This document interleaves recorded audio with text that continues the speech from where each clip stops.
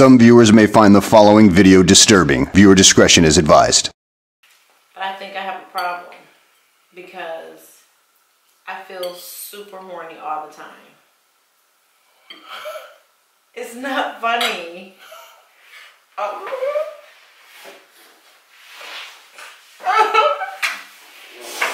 Wait. Story time. Yes. Yes. Yes. You were saying? Well, this is odd now that we have an audience. Basically, when I had my first child and I breastfed, my body went through all these changes and I really didn't know what was going on. In my mind, like, okay, let me give you guys the point before I give you the story. So basically, when you breastfeed, your vagina is dry. Which I mean, it's not like can't. Air. It's not that dry. Oh. But it's not. It doesn't lubricate as much as it normally does. And do I feel that? Yes and no. Why you say yes? Okay. I'm not trying to. No, ask the questions. No, babe. but why do you say yes and no? Yes, because it's happening, but no, because it's a slow progression. So you're just like used to it.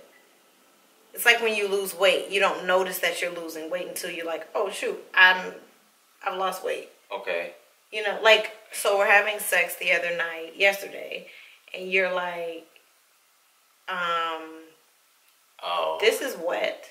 Now the last couple of times we had sex, this is what he's saying, you're so wet. Oh, you're so wet. And I'm like, yeah. Yeah. Oh, so that's why you say yes or no, because right, like it's not awful. I wouldn't have known. Wait. Right. It wasn't like, okay. But I never said you felt like you were dry or anything. Like, I never no, said. You would never though. Oh. But now you're like, you're so wet. And I have said that twice. Yeah, no, you've said it more than twice. I've said it more every than twice. time we've had sex. Since, okay, so basically when we were in the transition of moving here, Saya was spending a lot of time with her grandmothers, and so she wasn't nursing as frequently, so I had to supplement and give her milk. And so when we finally got settled and I offered her the breast, she was like, no, she didn't want the breast. So now I'm not breastfeeding anymore. Right. So now everything is going back to normal. So just to give you a little bit of the science, last month was my first no breastfeeding period. And so during my ovulation, we actually thought that we were pregnant again because I was so, my underwear were like every single day. It was just stuff, for, your ovulation period. So of course, well, I don't know if you guys know this, but an easy way to tell whether or not you're very fertile is the way that the mucus or discharge looks in your underwear. So basically when it's, really sticky and kind of like snot, that's when you're the most fertile. Or it means you're pregnant. So because I hadn't seen that in quite a while, I was like, we must be pregnant. I was sick. It was crazy, but I thought that I was pregnant. But basically, it only lasted 5 days, your ovulation cycle. And so I started to normalize. Okay. At which point, that's when I kind of started to feel like I'm so horny. But I thought I'm pregnant again. Because I've been pregnant for, basically 2 years, the 2 kids and the miscarriage. I've spent a lot of time pregnant. So I'm having a hard time recognizing my body from my pregnant body. Right.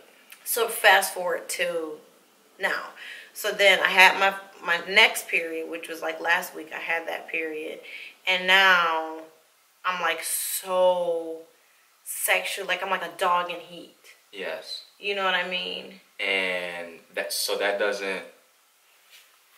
Wait, okay. So your body is normalizing because you have your period again. I'm done breastfeeding. Okay, you're done breastfeeding. Right. So that's step 1.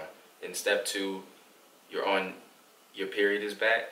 like my period is back like normal. Like it's Like been normal. back for a while, but it was like breastfeeding back. So it was like spotty, blotchy. It wasn't fully a full like period. And per then, se. and then the third way that you know that your body is normalizing is because my sex like, drive you're- has returned. You're severely horny is what I'm going to call it, because you said like I'm depressed because I'm I'm I so wanna have sex depressed all the because time. I want to have sex all the time, and you're not here all the time. Right. And like I'm just so easily sexually aroused. And so this is your normal body. This is your normal body. This is your normal sex drive that's coming back, and this isn't because of the period that you just came from last week. No. Oh. So now why he doesn't really know this is because when we got pregnant with baby Sharif right away, like from when we got married. Right, Mary, she's pregnant within a month. Right, and so he really didn't get a chance to really like know me sexually before pregnancy. Right. And then, you know, when I first got pregnant with baby Sharif, I had a headache for like 77 days. I was absolutely miserable, and then my body started to change, and I really didn't get to that stage that they say is like, oh, she's so wet or whatever, until like 7 through 9, and then 9 he was uncomfortable because it was just, you know, it was awkward. Yeah. And then now I had baby Sharif, and I breastfed baby Sharif for 14 months. So that's basically 2 years. So now you're dealing with this issue again of, like, I'm just dry. But at this point, this is my first child. I didn't know. I wasn't, like, dry, but I was, like, drier. Right. Which caused me not to really want to do it so much because it didn't feel as good to me, and I didn't know why. Then, what caused me to stop nursing baby Sharif is the fact that we got pregnant with the second child.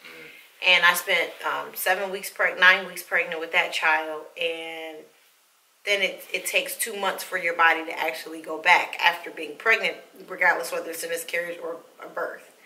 So now, that's baby Sharif is now 14 months. This pregnancy lasted 9 weeks, so that's 3 months. Right. And then it takes 2 months in order for you to normalize again. So now that's like 5 months later. And then a month later, when I normalized, I got pregnant with Saya, and then I was pregnant with Saya, and then I nursed her for 11 months, or 12 months. So now, because I didn't get pregnant, it didn't happen the same way. Right. I didn't notice the gap. So now I'm instantly like sexually aroused, like my normal 20s sex drive is back. Right. And so, yeah. Okay, so that's back, and also now the secretion in your walls, I guess we say that's like normal. That's my normal. Right. That's your normal. That's not extra because No. of anything. That's normal. That's normal. Got you. Okay. That was pretty. That's a lot, right? And that was pretty informative for me. Okay, I have another question. Okay. Could this possibly be attributed to you also, like your age as well? I knew that that's what you wanted to say because you've kind of been alluding to this since we've been married. Like, I don't know, like you were like, babe, when you get into your... No, yes, because what I heard when a woman, I've heard this, I don't know if it's true, but I heard when a woman is near her 40s or in her 40s, that's when she's at her sexual peak. I'm 35. You thought in your 20s you were like the bomb diggity, but when you get in your 40s, and it's not because you're 35. No, it's my normal. If you remember the first month we were married, you were like, slow down. I was, and this is what I'm concerned about. Because you guys, we did a video before, I admitted that Felicia has a stronger sex drive than I do. So my worry is that I can't keep up. I'm 5 years younger than Felicia is. So my thing is like, I should be able to keep up with my 5-year older wife. And I should be tiring her out, and it not be in reverse. So honestly, I'm concerned about that. Mm-hmm. And like more than once a day. Like when we did it yesterday, I wanted to do it again. When we did it yesterday, as in last night at like 1-something in the morning. Yeah.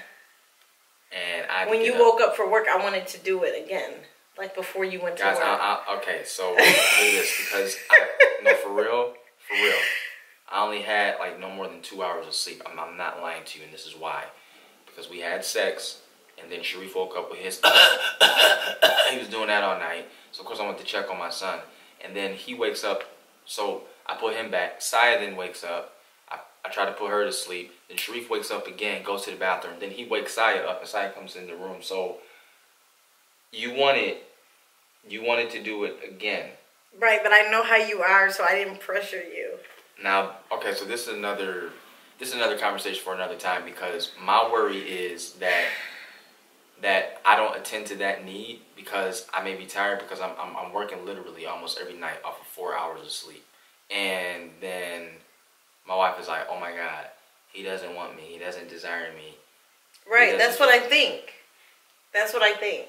But I feel like you should want to make love to me all the time. Like, don't you feel this energy? Yes, I feel the energy. I feel it right now as you're saying it. Yes, I feel the energy. I feel it. You know, like I want to be so close to you all the time.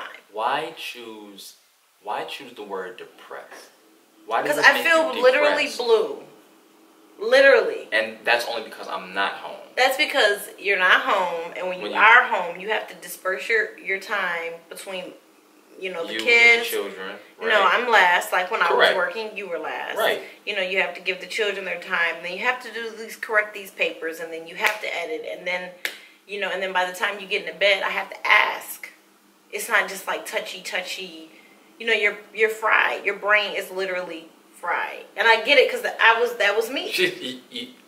You don't ask. She doesn't verbally ask. I have to. Okay, what happened when I got back from Buffalo? I paid attention. I put the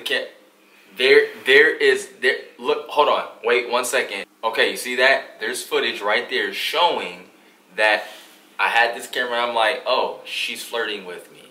All right? But what happened was... And then we had sex because I paid attention to you. But the way we had sex... You were like this.